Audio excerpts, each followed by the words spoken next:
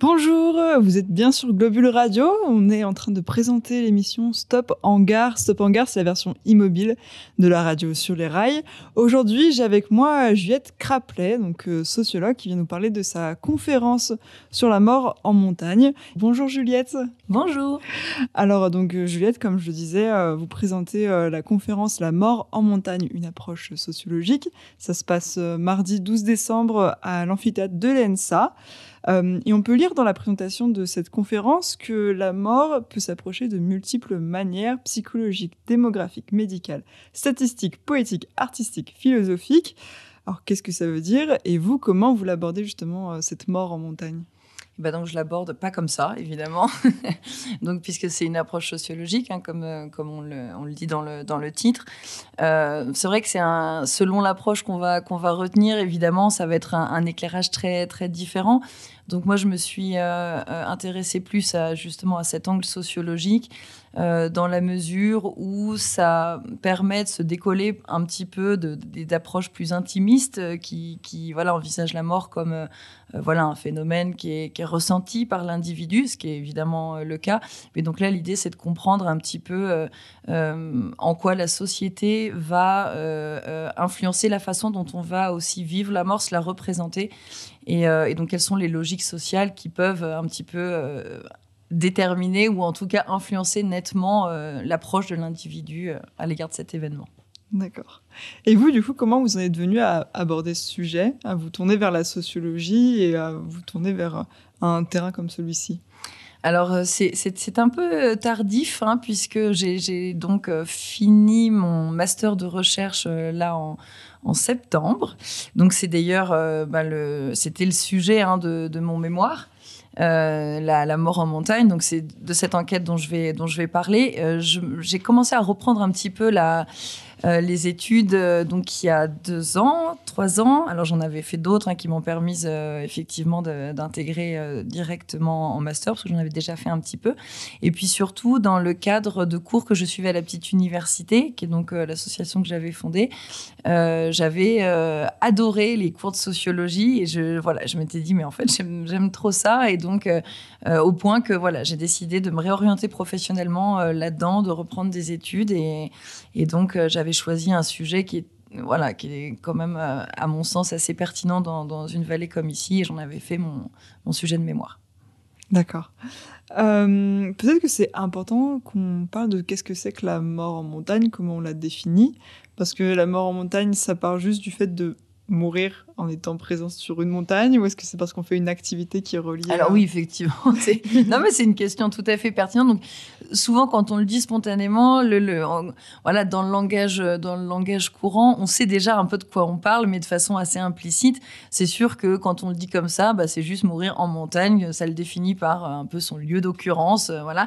Mais oui, c'est vrai que moi, je n'ai pas retenu, par exemple, le skieur qui a une crise cardiaque à la sortie du télésiège, ou le randonneur qui fait une mauvaise chute, puisque l'idée, c'est de prendre en compte l'idée d'un risque volontairement pris.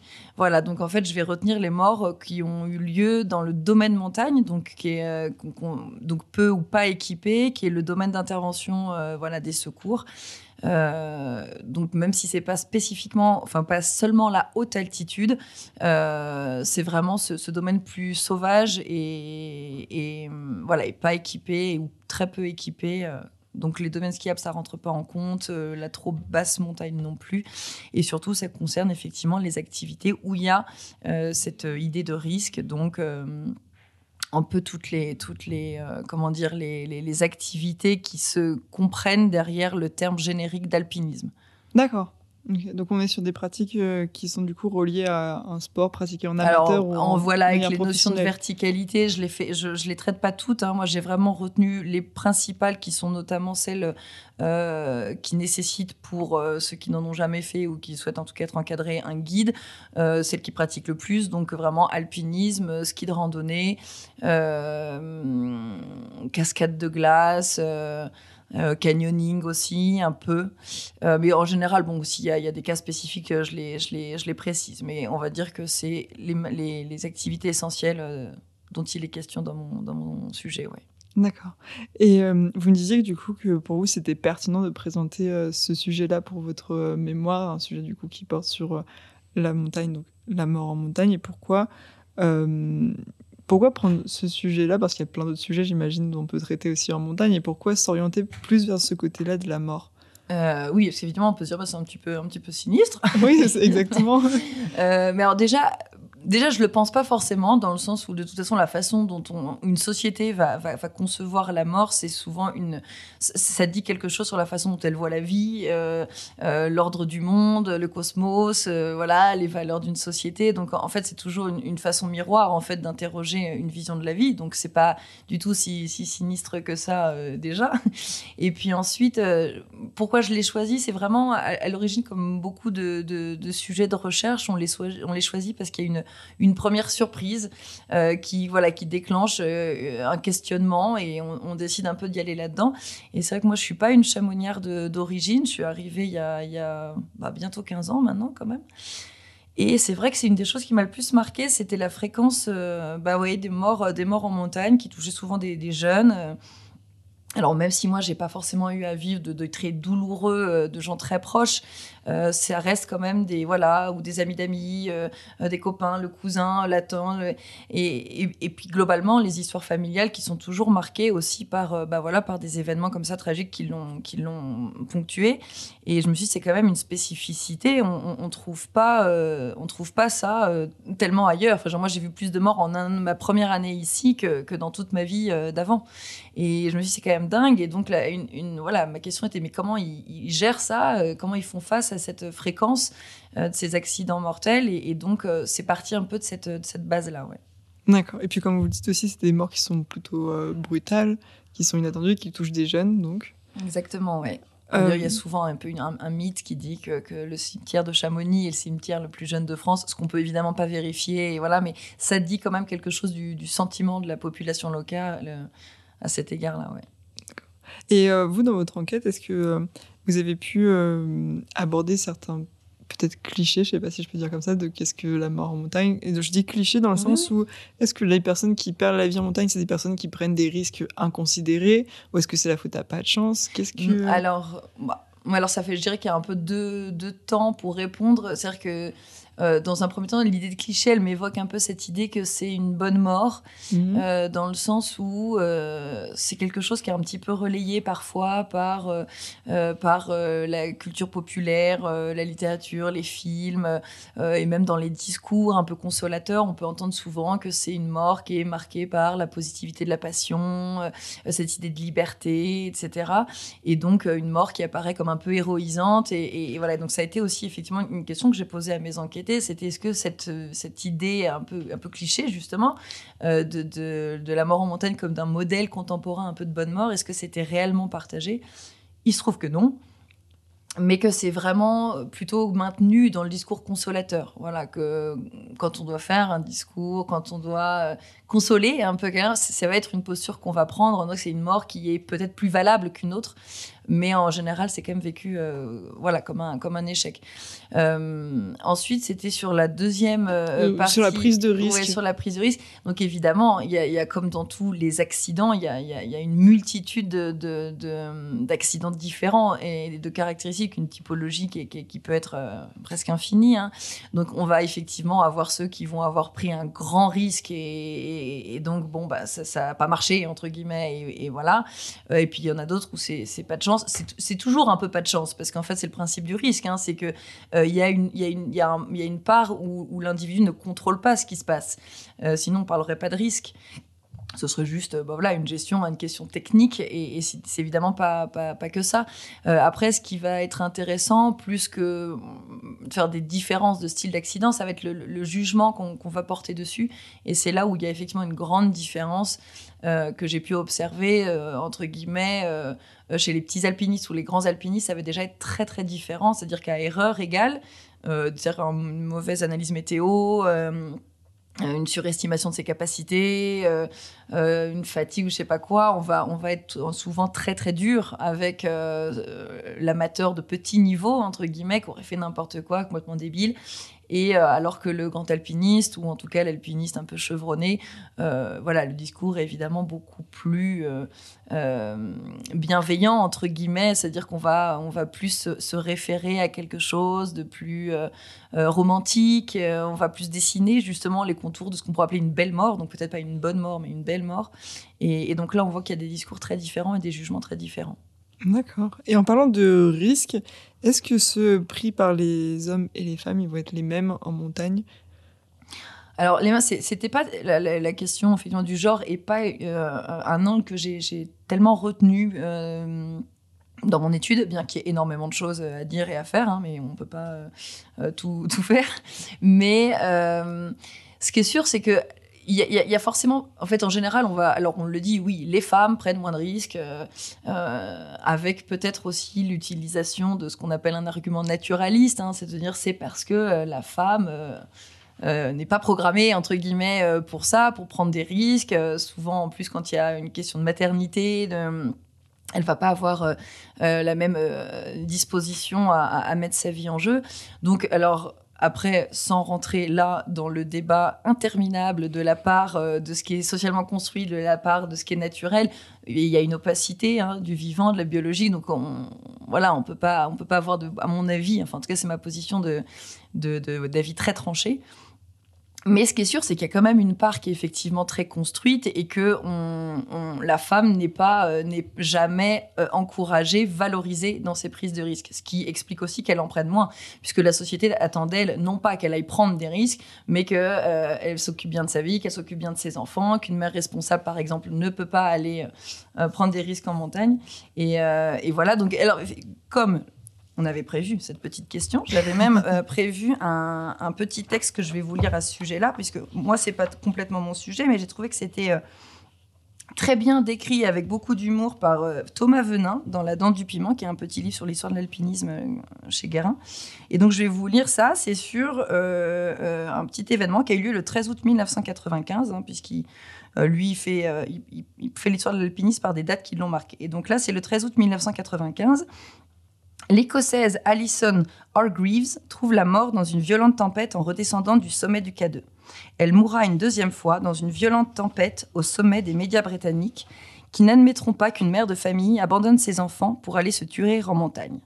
Pratiquement au même moment, Paul Nunn et Geoff Tyr, deux alpinistes fort célèbres outre-Manche et eux aussi pères de famille, comme Messner, Bonington, Scott, Kukuska ou Lafaille, sont écrabouillés par une chute de sérac en redescendant du Haromoche 2 dans les alentours du K2. Là encore, les tabloïds sont formels. Les enfants sont très fiers de leur papa. Et je pense, alors, il le dit avec un petit peu d'humour, mais je pense que ça montre bien cette différence de la réception de la société quand il y a un événement tragique comme celui-là. C'est-à-dire qu'on va beaucoup plus condamner moralement une femme qui s'est tuée en montagne si elle est mère qu'un homme qui se tue en montagne alors qu'il est père. Et c'est vrai qu'on se dit, pourquoi ? Donc, alors bien sûr, c'était en 1995, c'était donc il y a bientôt 30 ans, les choses ont un petit peu évolué. Surtout que la question de la responsabilité maintenant à l'égard de ceux qui restent, et pas seulement des compagnons de cordée et tout, elle est de plus en plus abordée. Mais clairement, il y a une inégalité dans la considération qu'on porte aux femmes qui prennent des risques et qui vont en montagne par rapport aux hommes. Mais c'est pas la même réception. Et surtout, ça se voit dans les médias. Parce que du coup, là, on n'est pas sur la question de l'entourage, on est vraiment sur la question médiatique où dans les médias, on vient critiquer la femme qui est décédée. Tandis que les hommes vont être montrés comme des héros, que les pères sont fiers, etc. Quand je me réfère à l'endroit, c'est que maintenant, de plus en plus, on demande un peu plus aux hommes d'avoir cette considération à l'égard, justement, d'une famille qu'ils ont et qu'ils ont quand même une responsabilité. Donc, c'est pour ça que je dis que ça évolue quand même un petit peu, mais c'est encore bien présent, je pense. De retour dans Stop en Gare, je suis toujours en compagnie de Juliette Craplet. Alors vous la connaissez peut-être parce que c'est la fondatrice de la petite université et aujourd'hui vous êtes la présidente. Donc vous êtes aujourd'hui avec nous pour nous présenter votre conférence sur la mort en montagne, une approche sociologique. Donc on est dans la deuxième partie de l'interview et dans la conférence, moi je voudrais aborder une question parce que vous parlez des représentations de la mort en montagne. Est-ce que vous pouvez nous donner quelques exemples ? Alors c'est pas comme les termes de représentation, c'est très large. je peux pas donner, c'est pas comme des images ou des tableaux et puis je vous en montre un et puis un autre. Évidemment, c'est pas tout à fait comme ça. C'est ce que j'évoquais un peu tout à l'heure. C'est plus cette idée de est-ce que c'est une bonne mort, une mort positive. C'est plus ça. Est-ce qu'on se le représente de façon positive? Est-ce qu'on se le représente comme un échec? Est-ce qu'on se le représente comme simplement, voilà, un caprice du destin? Alors, tout ça, tout ce que je viens de dire sont effectivement des représentations. Après, ce qui est intéressant, c'est que mon travail a quand même abouti à une forme de représentation assez stabilisée, c'est-à-dire la mort comme un échec en soi. Et cette idée de bonne mort reste encore une fois quelque chose qui est circonscrit au discours consolateur, mais peu ressenti, peu partagé fondamentalement. Après, on va surtout aussi avoir des représentations qui peuvent différer selon, encore une fois, comme je disais, la personne qui est victime d'un accident. Donc ça va donner lieu à des images, à une façon de le représenter différente. Donc par exemple, si c'est un grand alpiniste ou un secouriste qui a œuvré toute sa vie pour le secours en montagne qui se tue sur une erreur, il peut bénéficier d'un discours qui va être extrêmement romantique, et très souvent, il y a une forme de sacralité qui revient, d'ailleurs, très souvent en haute montagne et autour de ces sujets-là, qui n'est pas le cas, entre guillemets, dans la vallée, à la ville. Mais là, on va retrouver un point de renouement un peu avec le sacré, et souvent dans les discours, on va le retrouver, et il y a énormément de mes enquêtés, ou de gens même en général, qui convoquent un peu le destin. Alors qu'ils se disent par exemple tout à fait athées dans la vallée. Donc c'est évidemment très paradoxal, puisque le destin, c'est un peu un autre mot pour parler d'une entité qui est supérieure, qui régirait le cours du monde. Donc évidemment, on peut pas être athée et croire au destin, ça va pas ensemble. Et pourtant, c'est quelque chose qui que les gens, les pratiquants de la montagne ont souvent, et sans se voir forcément le paradoxe. Mais ce que je trouve intéressant, c'est que ça montre qu'on réinscrit en fait l'accident mortel quand il s'agit justement de grands alpinistes ou de professionnels très engagés qui connaissent la montagne. On le réinscrit dans une causalité plus enchantée, avec le destin qui reprend ses enfants, etc.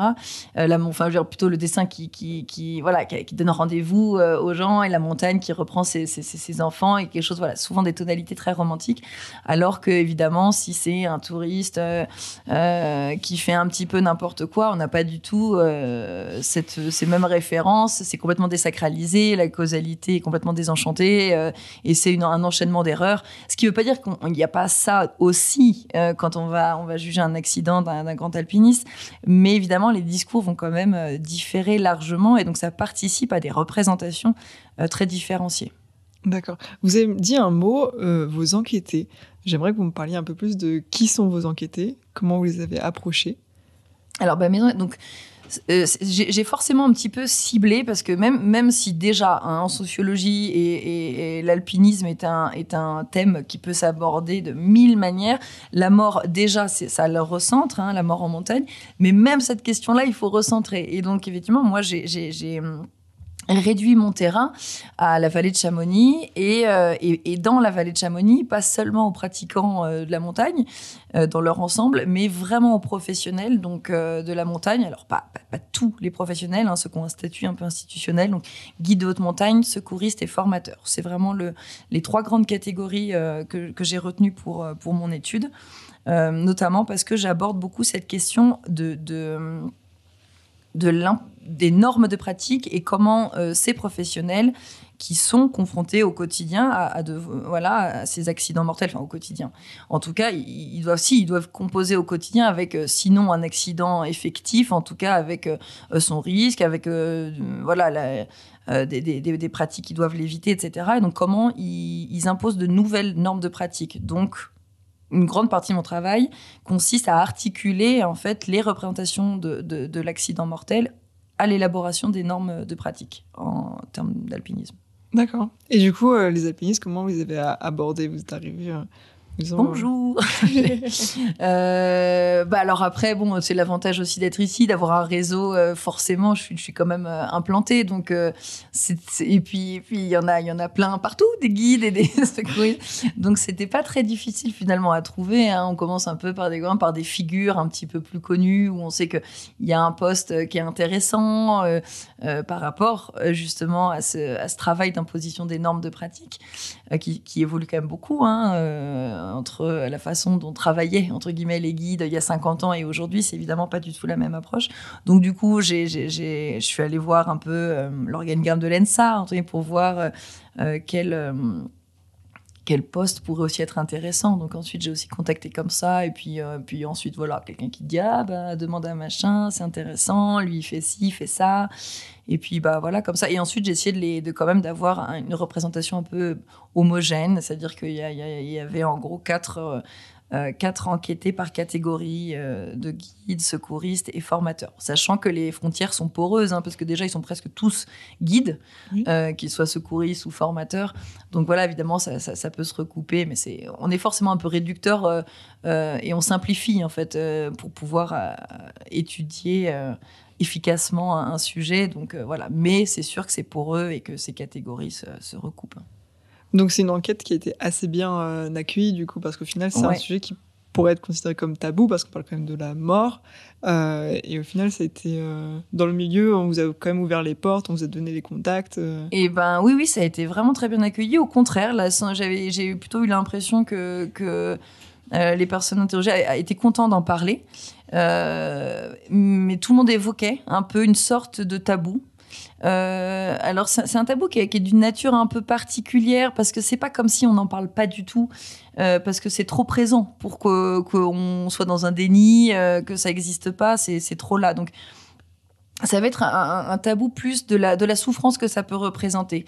On va le dire on peut faire de l'humour aussi pour essayer un petit peu d'expulser l'affect, etc. Donc il y a pas mal de blagues quand même autour de ça. C'est qui le prochain, etc. Mais en fait, on en parle peu dans la difficulté que ça peut représenter pour les personnes qui sont vraiment touchées de près. Et notamment sur le plan institutionnel, c'est par exemple assez peu accompagné, notamment au PGHM, où il n'y a pas d'accompagnement, pas de préparation tellement sur ça, sur par exemple les traumatismes que peuvent générer une confrontation à une mort violente. Ils ont le droit d'avoir recours, par exemple, à une psychologue, un psychologue, mais ça doit être une démarche individuelle et il n'y a pas de formation spécifique. Ce qui est un peu étonnant, par exemple. Et donc là, c'est ce qu'il y en a qui disent, oui, mais en fait, c'est très tabou. C'est comme si ça fait partie du métier. Donc là, c'est un rapport à la mort qui est beaucoup plus une approche gestionnaire. Ça fait partie du boulot. Et les compétences qu'on demande sont des compétences un peu psychologiques, de capacité à le gérer. Et voilà, c'est le taf et on est solide. Et c'est pareil, on pourrait aussi dériver sur ces modèles là, mais en tout cas, il y a ce tabou-là, en tout cas dans cette institution, à mon sens. Et puis ensuite, globalement, sur l'expression de la souffrance qui, effectivement, est peu libérée. Parce qu'on dit, pardon, et je finis là-dessus, c'est que souvent, comme c'est une activité qui est librement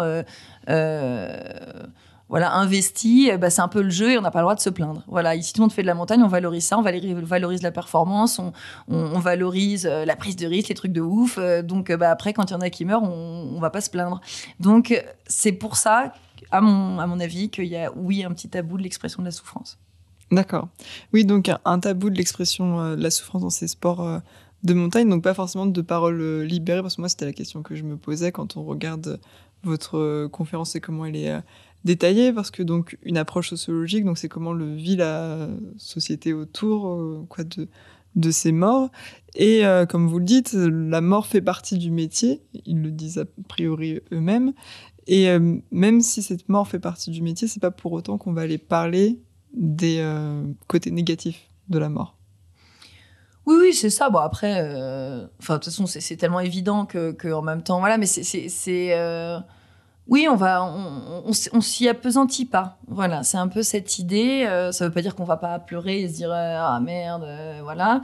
Mais on n'a pas le droit de traîner Voilà, c'est la vie, c'est comme ça. C'est dur, mais c'est comme ça. Et puis, c'est le jeu de la montagne. Et voilà, ouais. Et juste pour revenir sur le côté psychologique, parce que donc on dit que ça fait partie du métier, mais vous avez bien dit, il n'y a pas d'accompagnement psychologique forcément, pour les guides de haute montagne, etc. Les guides sont un petit peu plus sensibilisés quand même au sujet, un peu plus accompagnés. Que les secouristes par exemple. Donc après je suis pas rentrée non plus, c'est pareil, ce serait encore tout un sujet d'étude à mener, hein. Mais je vois pas bien en fait la question par rapport à ce qui Oui, c'est la question de est-ce qu'ils sont accompagnés dans leur travail par rapport à l'impact psychologique que ça a d'être confronté à la mort. Les guides ou les guides ou les secouristes, enfin vous ce que je dis, c'est que non, ils sont du coup ils sont assez peu accompagnés, les secouristes, et les guides un petit peu plus. Mais voilà, ça reste. Alors après, ça veut pas dire que c'est le signe d'un tabou absolu, parce que c'est en train de changer doucement, c'est un petit peu poussif, mais oui, globalement, il n'y a pas une prise en charge très importante. C'est plus quelque chose qui doit relever de la décision individuelle de se faire accompagner ou pas, plus qu'une prise en charge collective et institutionnelle. D'accord. Vous dites ça évolue un peu ce rapport-là donc à la mort. Est-ce que du coup, pendant votre travail de recherche, vous l'avez constaté, cette évolution des mentalités? Alors peut-être pas pendant le travail, mais par rapport à ce qui pouvait être dit avant dans les années 90. On assiste à une évolution de cette approche-là? Oui. Alors effectivement, en 2 ans, je peux pas dire que j'ai vu une évolution dingue, mais si, c'est quelque chose qui évolue doucement, notamment ce qu'on évoquait un peu en début d'entretien par rapport à la notion de responsabilité, qui pendant très longtemps était concernait entre guillemets simplement le guide à l'égard de son client, ou en tout cas d'un alpiniste moins fort techniquement, donc était contenu dans la montagne elle-même, dans la pratique elle-même, voilà. Mais la question de la responsabilité à l'égard des proches, de ceux qui restent dans la vallée, se posait beaucoup moins. Donc là, effectivement, le petit extrait que j'ai lu est assez révélateur, au-delà de la question du genre, dans le sens où on n'accusait pas un alpiniste qui prenait des grands risques de se tuer et de manquer d'un sens des responsabilités à l'égard de ses enfants. C'était pas quelque chose qui était tellement envisagé, et ça commence à le devenir. Déjà parce que les individus eux-mêmes, en fait, peut-être l'investissent plus, et que là, moi, j'en vois beaucoup qui ont changé leur pratique depuis qu'ils sont pères, par exemple, pour ce qui est des hommes. Mais il y a aussi quelque chose de plus public, c'est-à-dire que là, par exemple, alors là, j'ai le nom qui m'échappe, mais un ami qui s'était tué dans l'Himalaya là, il y a 2 ans, et dont la femme avait écrit une lettre ouverte pour dénoncer un peu cette pratique qui très engagée, qui se préoccupe pas forcément en fait de ceux qui restent, et qui dit en fait c'est très égoïste, et que c'est à toi l'alpiniste qui va prendre la risque, n'oublie pas que dans ta chute tu emportes le bonheur de ceux qui restent. Et elle fait c'est tout un article long, qui a été plus ou moins bien reçu, mais qui a fait un petit peu des remous aussi, mais qui avait l'avantage de poser aussi cette question-là. C'est-à-dire que la responsabilité, c'est à l'égard de qui? Est-ce que c'est seulement à l'égard des compagnons de cordée, ou est-ce que ça va pas plus loin? Et je pense que c'est une vraie question en réalité, parce que parfois les mobiles qui poussent à prendre des risques, on les envisage qu'à l'échelle individuelle, de quelle personne veut pour elle-même, qu'est-ce qu'elle veut pour elle-même, et que là, la question, il s'agit peut-être maintenant de plus en plus de se la poser de façon plus élargie. D'accord. Et écoutez, je pense qu'on arrive à la dernière question qui va compléter ce que vous êtes en train de dire, mais finalement, est-ce que notre perception de la mort, elle n'aurait pas un impact sur notre pratique en montagne ? Eh ben complètement. Donc ça, c'est sûr que on va le voir de façon très nette, par exemple avec le grand alpinisme, où cette capacité à regarder la mort en face, entre guillemets, la notion d'engagement qui est très valorisée, est vraiment au cœur d'un système de valeurs qui va être au fondement des pratiques. Donc on n'a pas le droit de tricher. Et puis la liberté sera bien plus valorisée que la sécurité, évidemment, même s'il ne s'agit pas d'aller se tuer. Hein, personne ne souhaite ça. Mais dans les jeux d'engagement, ce qu'on met en gage, c'est sa vie, mais c'est plus symbolique, c'est sa valeur qu'on met en jeu, mais sa valeur, elle passe par cette capacité à s'engager, quitte à y laisser sa peau. Alors que dans le plus petit alpinisme et dans quelque chose de plus commun, avec aussi la montée du tourisme, émerge vraiment une autre éthique qui rejoint beaucoup plus le système de valeurs dominant, où la sécurité est une valeur primordiale, où l'accident, ça devient vraiment un interdit moral et il faut tout faire pour l'éviter. Et c'est ce qui donne lieu aussi à tous les débats autour de l'équipement de la montagne pour le sécuriser. Voilà, quel alpinisme on veut? Est-ce que, au nom de la sécurité, tout se justifie? Et voilà. Et dans ce cadre-là, évidemment, les pratiques, elles changent et la valeur première sera la sécurité, tandis que dans le grand alpinisme, la valeur première sera la liberté et donc l'acceptation du risque et de la possibilité de la mort. Très bien. Eh bien, merci beaucoup, Juliette Craplet, d'avoir été avec nous aujourd'hui. Donc, on le rappelle, votre conférence « La mort en montagne, une approche sociologique », c'est mardi 12 décembre à l'amphithéâtre de l'ENSA. Je vous souhaite une bonne journée et au revoir. Merci.